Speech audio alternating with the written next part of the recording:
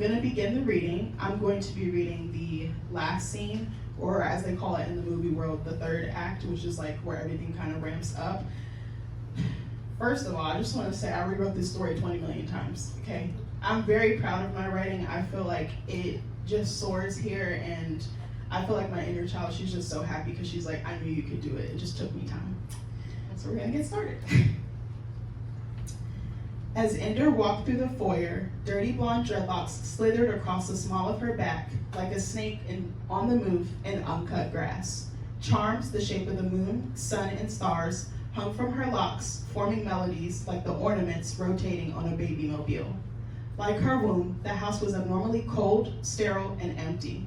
There was no sign of Silo, his car, or the cold cup of matcha coffee he downed every single morning.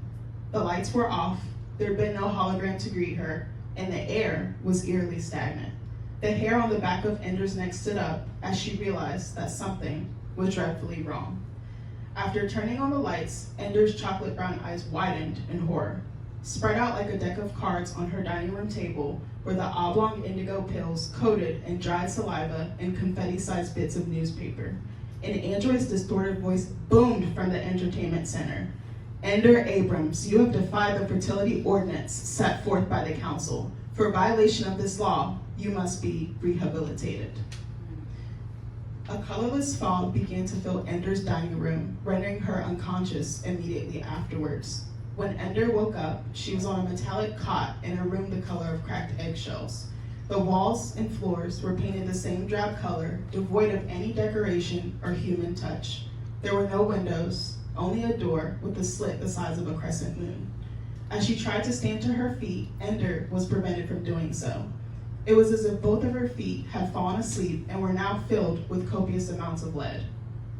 Without warning, the door to her cell opened, and a disoriented man in dire need of serious grooming stumbled inside.